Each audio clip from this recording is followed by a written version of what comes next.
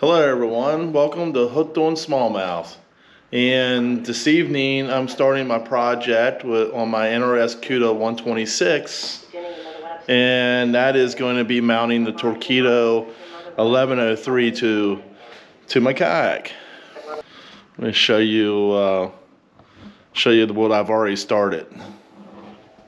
So you can see I've already laid out the switch pads, the Yakattack Switchpads, with tape. And so I kind of got started before I started recording. I was like, man, I should record this. But what I did was I sanded the back of the switch pads, made sure all the nuts that you can see right here are in there and the screws are in there, because you definitely don't want to glue it down and not have that anchor point. But I sanded it with 120 grain sandpaper, both pieces, the actual kayak and the switch pad, and then cleaned them off with alcohol. And basically I'm using the Innovative Sportsman mount, and Jeff Little has a great video on this layout, but I laid out the switch pads so they wouldn't go over this seam right here. I want the glue to actually be, adhering to the flattest surface of the kayak. So I laid all that out. As a state, I kind of got a hit of myself because I was in a hurry to get this thing mounted, and then I figured I would share with you guys the process of installing these switch pads. So, but anyhow, let me get the other part. This is the attachment for the Torqeedo, and I just kind of laid it out with the bolts. Innovative Sportsman did a great job. See the bolt holes there?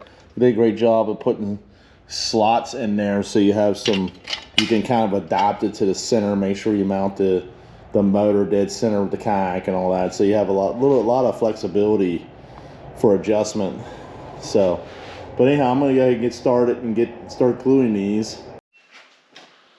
So I wanted to share the glue that you have to use for this type of kayak. It's a PVC kayak, so whenever you want to adhere anything to the kayak, you want to use the HH66 cement.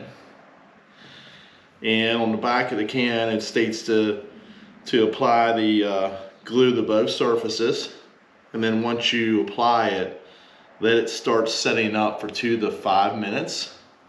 So that's what I'm going to start doing right now, and I'm going to work on this back.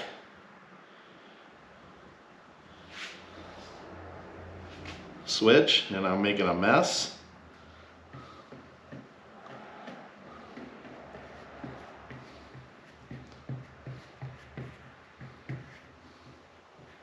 I'm going to kind of hit the edges first. Try to hit the edge.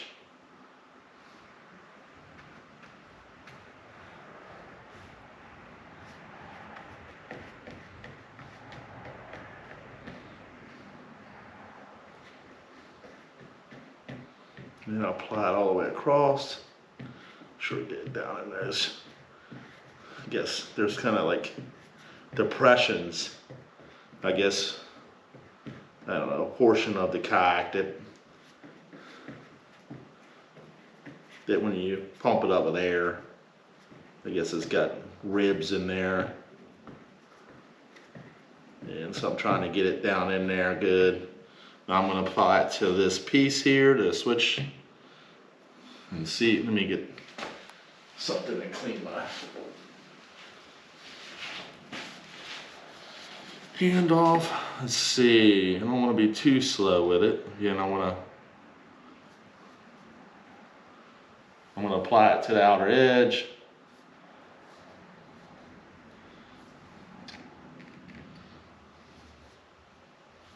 And then I'll hit the center. As I mentioned, you want to make sure that you have the square nuts in there. Hate to glue it on and not be able to, let's just say, anchor, not have that anchor point, especially if you're putting a motor on a kayak.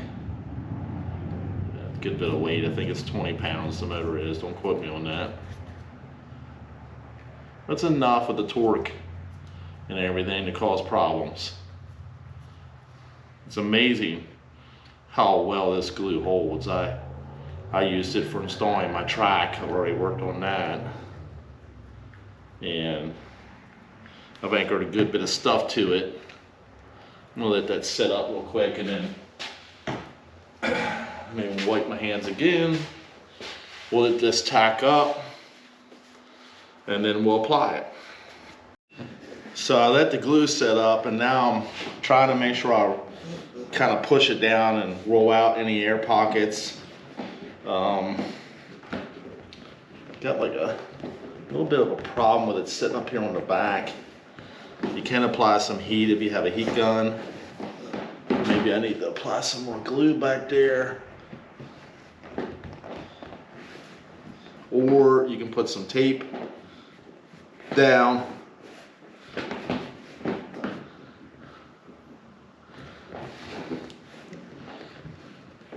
And I think I'm just going to put some painter's tape over it to hold it down good.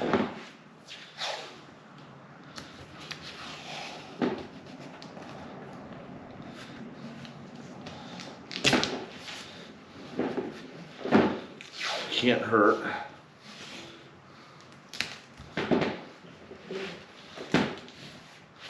Apply the tape on it.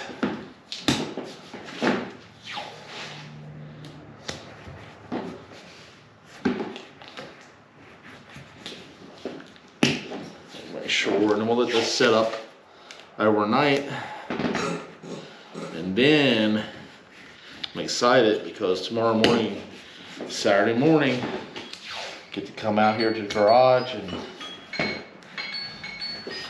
start attaching the motor to it, or installing the motor. Okay everyone, this is the last switch plate to install, and make sure it's ready to go.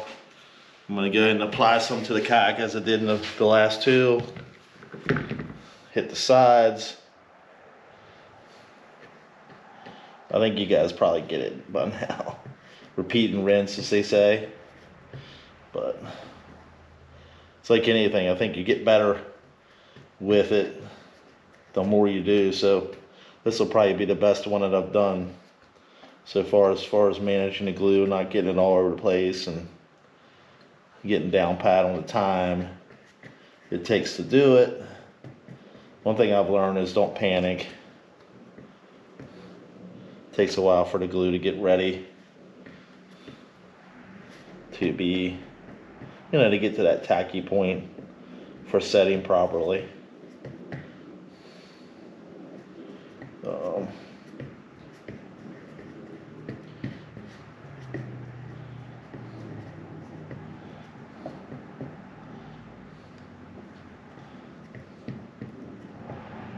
And one thing I've learned too is I had a can of this glue and I let it sit in the garage and it set up and froze.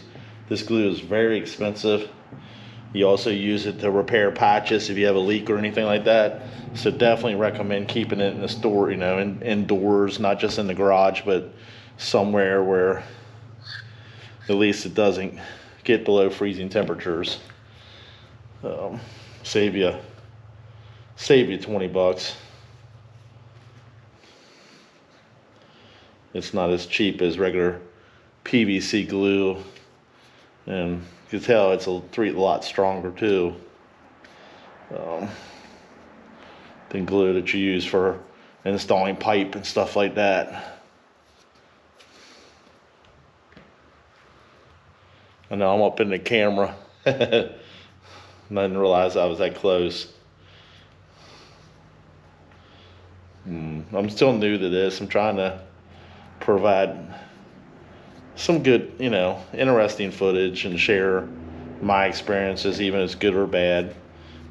See, I'm kind of a jack of all trades, and if you can learn something from me, good or bad, I guess it's a win for everybody. So,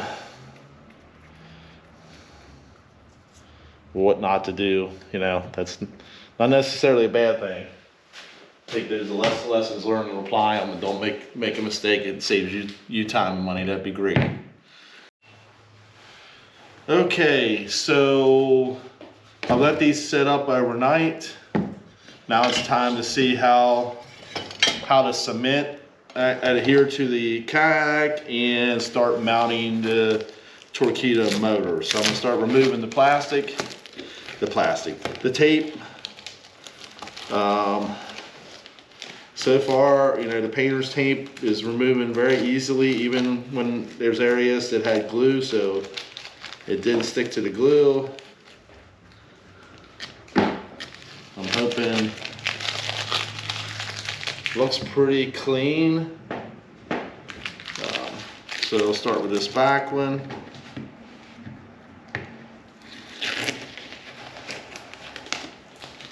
I've got magic marker marks on my kayak. I'll try to remove. I guess use some glue gun or something. Just try to gently remove it with a. But I could have probably done. I probably just should have marked it with a pencil. So that's a lesson learned. I think I could have just used the carpenter's pencil and marked it with that, and would have just been just fine. But that one's nice and clean. It looks like this one back section didn't push down. I'm gonna try to squeeze some glue back in there. It looks like it's on there. Definitely looks like it's holding. Probably would be fine. Let's move this one. And definitely, maybe I should have. Another lesson learned is start with the ones on the front when you do it. This one's got a little bit of a taper here, so maybe not a good one to be your first one to actually cement to the kayak. Guess get your practice here on these first two, and then do that one. The other thing is I probably should have took a heat gun and just warmed this plastic or rubber plastic up. I think it would have helped also. So.